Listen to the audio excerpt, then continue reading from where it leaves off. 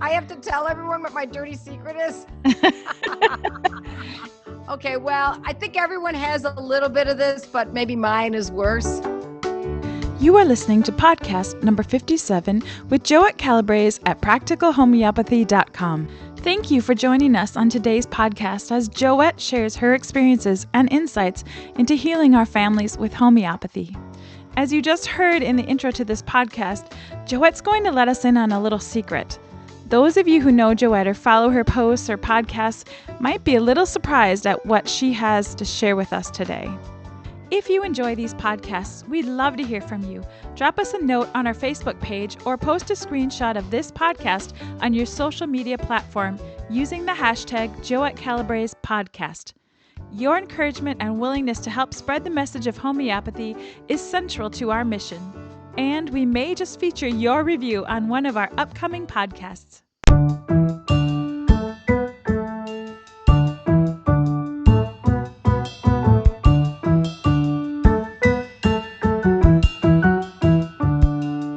So Joette, you and I are here together today, and we've been hashing through some ideas for the podcast and what people might want to hear. And as we've talked, I always have a lot of questions for you, Joette. I could go on and on. But the thing that intrigued me was, as we were talking, you told me that you have a dirty little secret. Are you going to bring that up today? I have to tell everyone what my dirty secret is?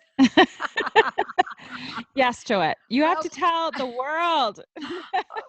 Okay, well, I think everyone has a little bit of this, but maybe mine is worse. I have to admit, I have a temper. Maybe it's because I'm Sicilian, and sometimes it's good, but sometimes it's bad. But I will tell you, it really drives me. I have to interrupt you for a second, Joette, because I've known you for 5 years now. Can you believe that? We've known each other for 5 years. And I have never seen you get upset in the least. I mean, I know you're spunky, but I've never seen that side of you. So this is interesting to me. You got to share more. Okay, well, it's really all related around my family. You've never hurt my family. When it comes to them, I become super protective. I have anger skeletons in my closet. In fact, I have so many of them that they talk to each other and party at night. So I'm imagining them dancing around. Yeah, they're dancing. And the problem is they're all Sicilian. I think that's the problem, is that this anger comes from this deep-seated desire to take care of the family. I mean, you know all about families in Sicily. But it has been a problem from time to time. But that's what's driven me.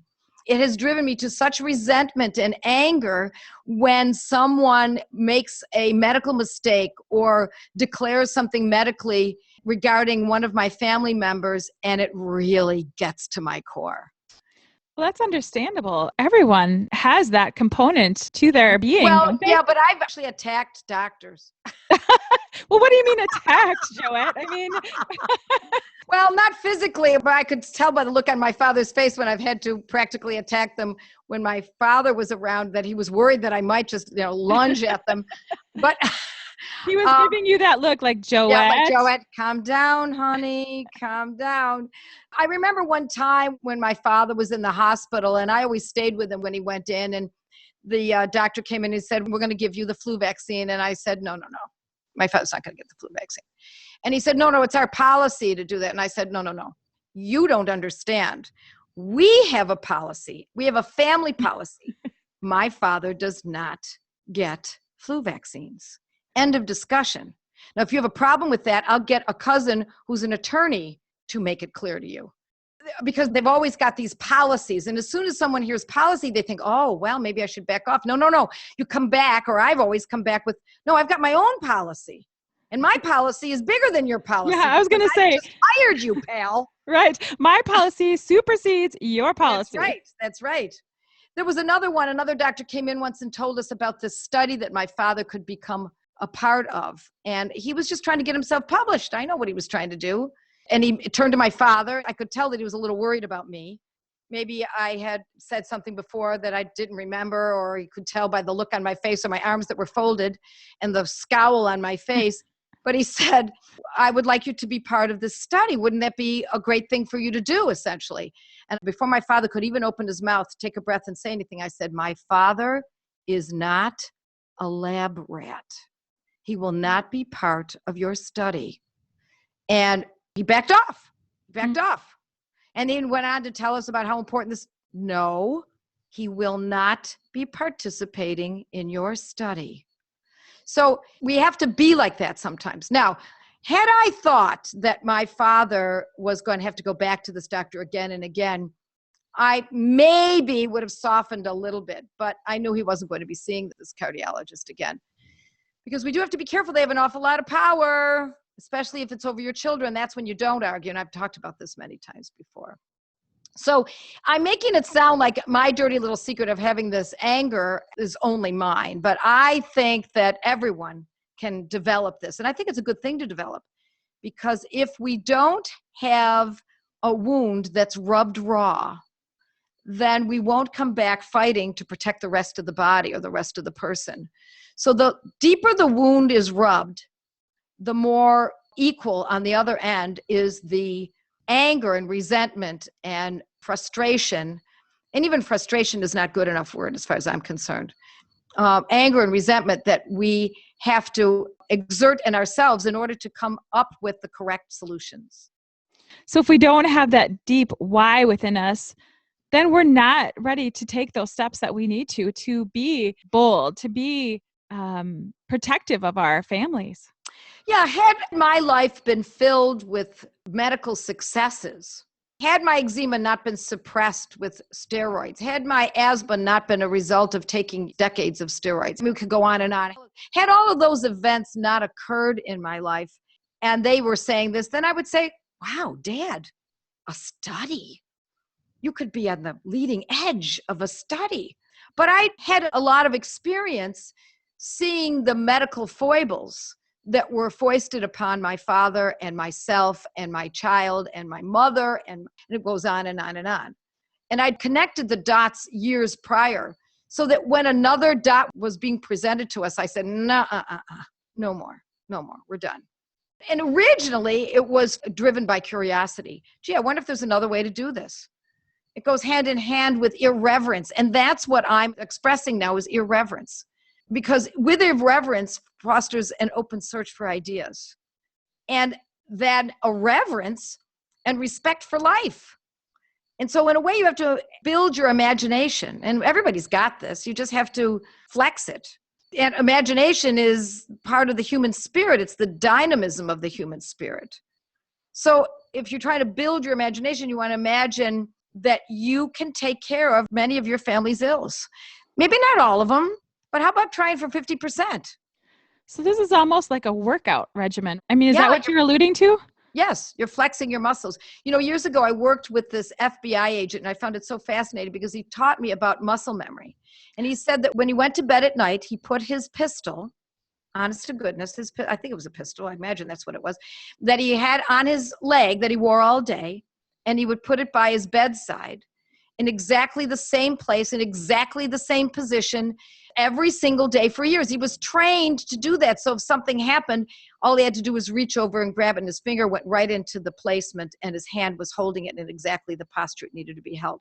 And he said it was muscle memory. I just had to do it over and over and over again. After a while, I felt confident that if something came along in my family, if something was a threat because of what I was working on in the FBI, I was able to protect my family. Well, you got to have a pistol of sorts of your own so that you can protect your family. And after a while, when you build that muscle memory, I can do this. And then you do it. And then you do it again. It's not unlike the first time I cured my son of sniffles, I felt alive. Right. Wow, look what I just did. Within, 2 hours after knowing that a pediatrician would have given an antibiotic that would have kicked the can down the road and caused more trouble later on. I did it in a couple of hours. Holy cow. And then I cured his strep throat. Oh my gosh. I know what a pediatrician would have said about strep throat. You've got to use antibiotics. And the big guns, so to speak. I don't mean this to be such a bellicose conversation today, but all the anger, pistols. Are you hungry or something today? I, You're kind of worked up. yeah, I think I am. No, I am hungry, as a matter of fact. That's why I'm talking like this, probably. But at any rate, we almost have to stir our anger so that we can get that alpha mother out and onto this theater, the stage of our lives. Without controversy, as humans, we have no interest in moving forward and examining options. So people who live a charmed life and don't have illness, which is pretty much non-existent, but if they have mild illnesses and they trust that, the doctor's got the answer and they take the Tylenol and the headache goes away, and they have a cyst and they have it extracted, and then another cyst comes in, now 4 cysts come up, and they have not put together all of the strands of understanding that you remove one cyst and others will pop up later, or that you treat an illness that's met with an antibiotic and you find that there's another one that shows up shortly after that. If they don't make that connection, then they just fall for the methods that are handed to everyone. But once you realize and make that connection, you sort of can't help yourself. I urge people to read the book Medical Nemesis. I'm pretty sure it was written by Robert Mendelsohn. We almost have to have drama, we humans, to fan our hostilities and resentment so we can say, whoa, whoa, whoa, what just happened? I can't believe this happened. And then we dig and look for the answers. And so then once we start digging and looking for the answers and we start coming up with a few, maybe just a handful, then that starts to determine our identity. I mean, how do we identify ourselves? Are we someone who's acquiescent, who's passive, and who says, yes, doc, okay, doc, whatever you say, and believes all that the doctors have to offer? Listen, I'm not saying you throw your doctor off of the 10-story building. I'm saying that you need your doctor to identify conditions, but don't for a second believe that that's the only solution. There are thousands of solutions. Or that he has all the answers, because they can't possibly. It would be impossible. Just the other day, there was someone who commented on my blog post, and she had commented about the fact that I had cured myself of fibromyalgia, and I had. It was pretty severe. I mean, I was chronic fatigued and joints were all achy. You're just touching my tendons, just touching my arm. You'd push, ow, ow, ow. Everything hurt. It was achy. I felt very out of sorts, slept too much, and I used Roost Tox. Now I can't remember what potency was. I wrote about it on one of my blog posts. Maybe it was a 200, maybe it was a 1 it was long enough ago that I don't remember. And that is key, mind you. It was long enough ago that I don't remember. And I cured myself of fibromyalgia, and I did it for my aunt. I've taught many, many people, and they've reported back to me that it's worked. So this person wrote and said, you shouldn't talk like that. You shouldn't say on your blog posts and give people false hope that you cured your fibromyalgia. It must have been some other reason. Maybe you helped some of your symptoms, but fibromyalgia is incurable. And I thought to myself, really? How do you know that? Because what, somebody told you that, or because you haven't been cured yet? I would have believed fibromyalgia was incurable because I was told the same thing. But I said, I'm not going to believe that. I'm going to look further. And so I did. So I wonder why the person just doesn't take the Roost Tox. That just confounds me. Really? Oh, well, if you've had it for all these years and you've been told it's incurable, well, I guess, okay. So that's what I said on the blog. Oh, all right. So I guess you just have to live with your fibromyalgia then. Don't look anywhere else. Just listen to what you've been told and accept it. Well, the other thing is that some people may think they tried it and it's not working exactly to the extent that they thought it would, or that it did for you. But you have to remember, there are so many variables. How often are they taking it? What potency? There's so many things that you need to look at. So you can't make a blanket statement like that and say, it doesn't work because I did this one thing. Well, yes and no, because when we use protocols, as I teach them on the blog and in my courses, but I try to give as many ways that I can for free on the blog. If you follow the protocols, the right potency, the right frequency, and you have the condition named properly, it is fibromyalgia, right? It's not, a broken arm, right? It is fibromyalgia. Then you will likely have success. It's when the diagnosis is incorrect, not from your doctor, but that perhaps maybe you have misdiagnosed it and you didn't realize that indeed it was a broken arm, and it turned out that you were calling it fibromyalgia all this time. Or it could be the doctor, because that's one of those things that I don't know that they can subjective. say for sure. Yeah. No, they can't. It's very subjective. Listen, as I've said before, my mechanic can't figure out what's wrong with my car. He can't diagnose my car's problems. How is it that we expect another human being to always understand exactly everything that's going on in the human body. So you try, and if it doesn't act, you try something else. Give it the good shot and try something else if that doesn't act. So I find that very frustrating, but all I can say is, as I said on the blog, oh, okay. I mean, I don't even know what to say to someone like that. Really? You don't get that you should be trying and looking further, just not sitting back and saying, well, I've been told. So as long as there's an opportunity to make alterations and we throw up our hands and we say there's no way, then we're never going to get ahead. There's always a way, always, not just in health, but in every single concern or problem on earth. I was just listening to someone who was talking about why she was so successful. And she said, it's because I learned not to take no for an answer. Someone else hears the word no, and that's where they stop. Right. I say, I'm not going to accept that as an answer. Don't tell me you're not going to do this or whatever it is. And she pursued it. She dove in. She had moxie. Right. Everyone needs to have had a job in sales. If you haven't never had one, then you ought to get one, because sales is all about hearing no, no, no. And you keep saying it. No, no. And you keep explaining why your product is so great. No, no, I don't want it. I'm not interested. And then bam, someone says yes. Oh, you just made a sale.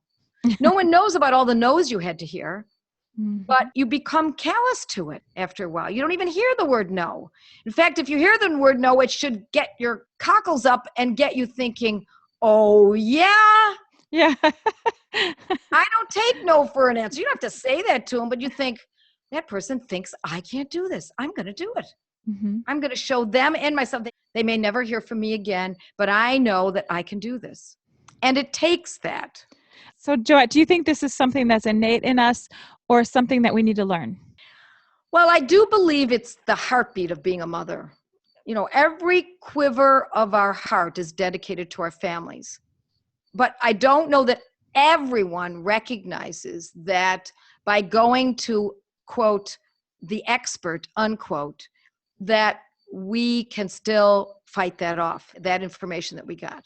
Because it's only an opinion that this pediatrician or this doctor is giving us. You go to 10 more doctors and I'll bet you get different answers. But when we are a mother or grandmother, to be honest, we have no choice. You know, look to the animal kingdom, minus the animals that, you know, eat their young.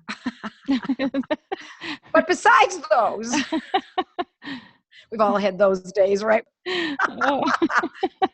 But aside from that, if you don't feel as though you have enough to fight, if you don't feel as though you're an alpha mom enough, you probably need a couple doses of sepia 200 because you've been exhausted by the hormones changing and too many babies or too many years of birth. Not too many babies. I mean, having many babies all one after another, or just having had a baby or having had years of birth control pills. Take a couple rounds of sepia 200 for a few weeks. That really gets things up and running again.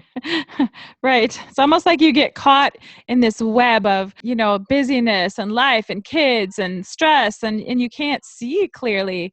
Right. So, yeah, you can't get caught up in the web. You have to parse it out. Think about all the things that we worry about all the time over the last year. Just think about that. Actually do this. Just jot down all the worries that you've had and really write them down. And I'll wager that no more than about 2 or 3% were really realized. If we don't try, we won't succeed. And it's important that we realize that a lot of the worrying we mothers engage in is superfluous and never really comes to fruition. So it's important to put those aside and start focusing on learning how to take care of your family. You know, in case you haven't noticed, folks, this is not just about being able to take care of your family's ills, but your mothering style. And our mothering style almost becomes a political statement, or more importantly, a human rights movement. It's about the fundamental dignity of the family. So maybe my feistiness today has to do with that book by Saul Alinsky, Rules for Radicals, because we can learn even from scoundrels, and he was. His goal was to overturn the American government back in the 40s, 50s, 60s, 70s, and still going on today in his political camp. He's no longer alive, but that is what his goal was. But by learning what radicals do and how they change the political scene, and more importantly, what he taught in this book was how to change your thinking so that you can become a radical. And in a way, we have to be that way. inside of us. We don't want to go out and picket and hate doctors and modern medicine. We need them to a certain degree from time to time. What we don't want is a ruling over us in terms of what we can and cannot take care of ourselves, and how we can take over many, many of the ills that come along in our families' lives on a day-to-day basis. So be strong, be brave. Yeah, have guts, spunk, and moxie, and pluck. Love that word, pluck. And then in the end, it's all about being radical, baby, radical. You just listened to a podcast from practicalhomeopathy.com, where nationally certified homeopath, public speaker, and author Joette Calabrese shares her passion for helping families stay strong through homeopathy. Joette's podcasts are available on iTunes, Google Play, Blueberry, Stitcher, and TuneIn Radio. Thank you for listening to this podcast with Joette Calabrese. To learn more and find out if homeopathy is a good fit in your health strategy, visit practicalhomeopathy.com.